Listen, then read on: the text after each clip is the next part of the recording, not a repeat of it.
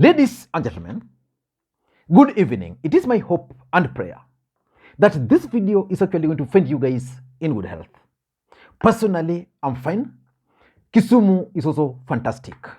Maybe you could let me know where you are watching the video from, the county or the country, in case you are out of the republic.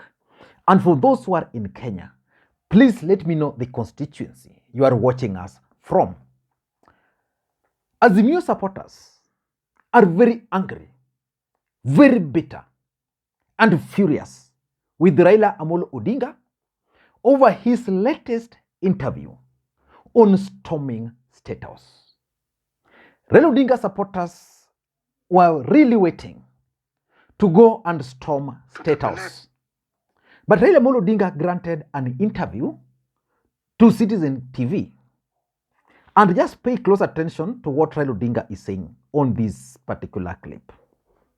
Na hapa Nairobi tutapeleka ilini yetu. Kama rais atakuwa huko Harambee House, tutapelekea huko. Kama atakuwa Ikulu, tutatuma watu ya kwenda kupelekea, sio umati, tutatuma ujumbe watu wachache wampelekee hiyo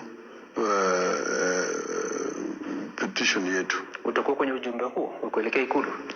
Sijui kama nitakweko. So Raila Odinga is suggesting that Azimio will present a petition. First of all, they'll go to Harambee House. If the president will not be there, then they will go to Statehouse. That statement means that Raila Odinga is now recognizing Ruto as the president. Number two, it also means that they will not be storming Statehouse. Raila Odinga supporters are charged as we speak.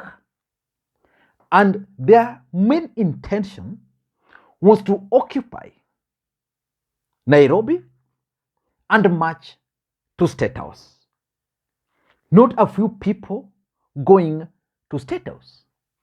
And let me tell you, this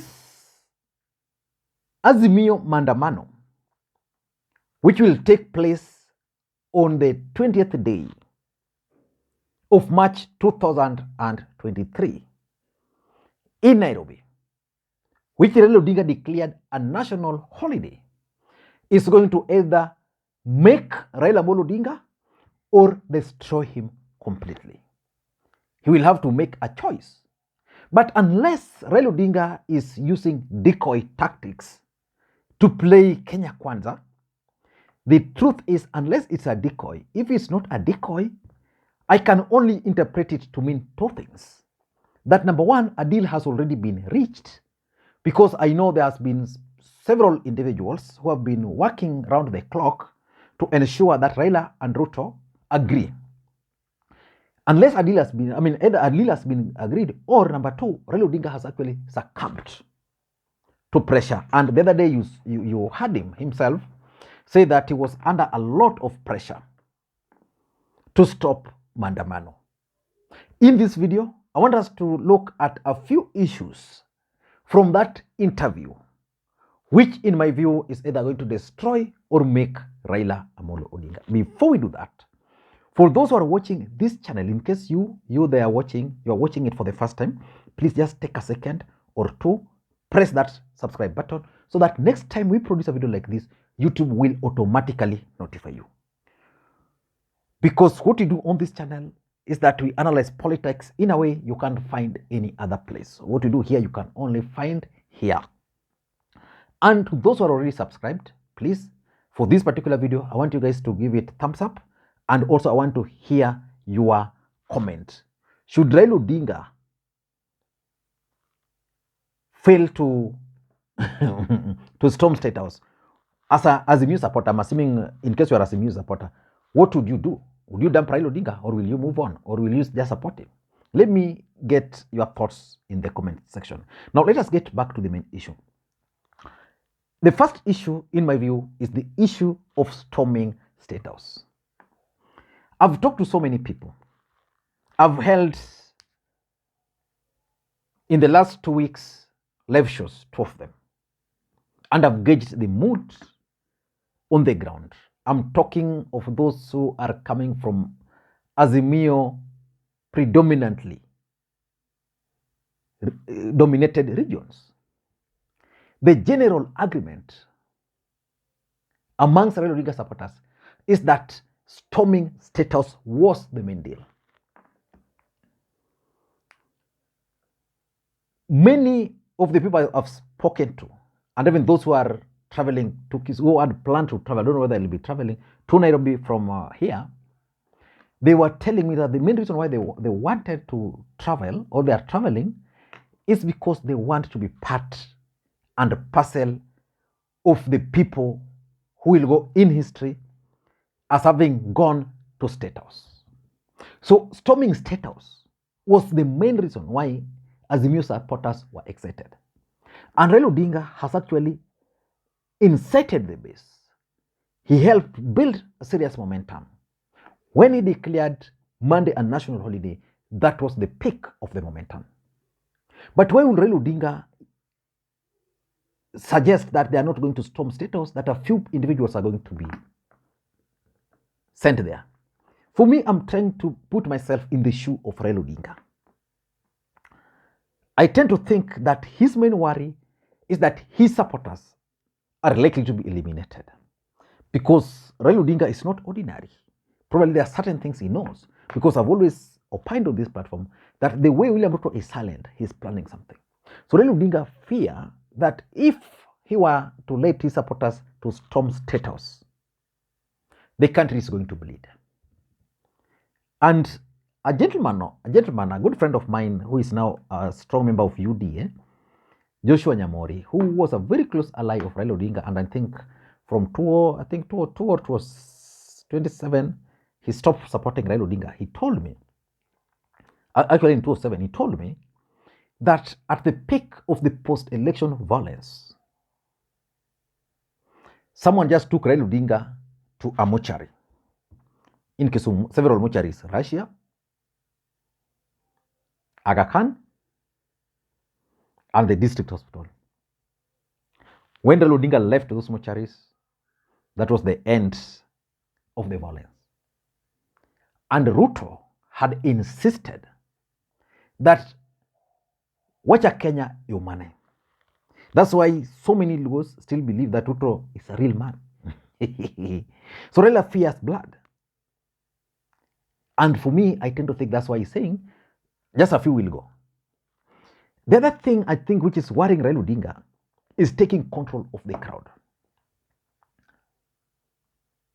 You know, a charged crowd, if you bring, let's just say 100,000 people from across the country to Nairobi, or let's say 10,000 of them, and they converge at Uhuru Park and then begin that journey to Statehouse. Then you walk with them. Then once you reach certain point, then you tell them, we are not going to Statehouse. You guys, we are not going to Statehouse. You guys remain here. We are going to ask Sifuna, for example. We are going to ask maybe Junet. We are going to ask Ledama Olekina, for example. We are going to ask Babu Wino, those strong guys, and Gaucho to take this petition to Statehouse. Do you think that crowd can be contained? You tell them we want a peaceful rally. We want a peaceful protest. Can you control those people? I think that is what is worrying Raila Odinga. How will he be able to control these people? The other thing which is worrying him, I think, is the issue of ICC. You know, ICC is waiting for Raila Odinga. ICC is waiting for Ruto. If the police were to start eliminating his supporters, William Ruto will be held responsible. If Raila Odinga supporters will begin doing their things there, Raila Odinga. So I think the issue of ICC, and there's something which has also really messed up Raila Odinga, and I think that is his big worry. Image. you know, that this is going to be treason, trying to overthrow a government, and his standing at the international level is going to be lowered. Raila Odinga has lost a lot because people normally advise him that he's a statesman. I remember in 2013, Raila Odinga was branded as a statesman. I think that was after ICC. So some people decided to brand Raila Odinga as a statesman. So he was campaigning as African statesman. How do you campaign as an African statesman in Kenya? First of all, you campaign as a Kenyan presidential candidate. You win. Then you turn your image into a statesman. You don't begin from a statesman to, then you come down to a Kenyan candidate. So there are people who are trying to tell Raila Odinga about image. So the idea of storming Statehouse is the main thing, according to Raila Odinga supporters. If you ask Raila Odinga supporter who is planning to go to Nairobi, if you talk to Gaucho, if you talk to Okanga, if you talk to any other ordinary person, for them, the intention is to go to Statehouse. Despite the fact that Raila Odinga only gave 3 demands. And those demands were simple, that if Ruto could lower the cost of living, which he can do through a presidential decree, if Ruto can stop IBC recruitment, which he can actually do, just revoke the nominations of that election panel, then if Ruto were to allow servers to open, if those 3 simple conditions were met, then Raila Odinga would not have called for these mandamanos. But now he has decided he's not going to storm Statehouse. Ruto is still stuck there, which means the idea that Ruto is not Uhuru is going to really take a tall order on Raila Odinga. Number 2, and this is something which should worry Raila Odinga. You know, Raila Odinga managed to build a serious momentum for the D-Day. Only 2 days to the D-Day, then you come up with this kind of interview. That momentum is going to go down. I'll be able to wait to listen to his statement tomorrow, because Azimio are supposed to issue some statement, whether they're going to correct certain impression. But the truth of the matter is that the statement or the interview has lowered that momentum. In fact, if you go online, Raila Odinga supporters are very angry that, you know. And the third issue for me, which is very, very important, is Raila Odinga still infiltrated? That's a big question. Because infiltration has always been the order of the day. Raila Odinga would always just get things right, then from nowhere, he would be misadvised. And the biggest question which I would ask, and probably several others are also asking, is who organized the interview for Raila Odinga? Who organized this particular interview? What was his objective with this particular interview? Because the world over, revolutions are never televised. Who decided to televise this revolution? Who? So which means Raila Odinga's circles still has betrayers. Who are they? These are the same guys who betrayed Raila Odinga. And number 4 is about the irreducible minimum. When Raila Odinga began, he came up with a list of almost 15 demands. On this platform, I was totally against idea of having 15 demands, because you can't place 15 demands to an individual and expect him to meet those. So these 15 demands were then reduced to 3. And those 3 demands, in my view, should have formed irreducible minimum by Raila Odinga. Irreducible minimum. Because for me, Kenya Kwanza were actually cornered. You could listen to their tones all over. Cheraragai speaking, Kimani Ichung'wah speaking, Rigathi Gachagua speaking, wherever they were cornered. the focus of the country were now focused not on Nairobi, but Statehouse, storming Statehouse. Of course, you all know that there was no way Raila Odinga supporters were going to remove Ruto from Statehouse. But that attempt of going to storm Statehouse would have had biggest impact. So now you say you are not going to storm Statehouse, even before the other side meet the irreducible minimum. Ruto is still there.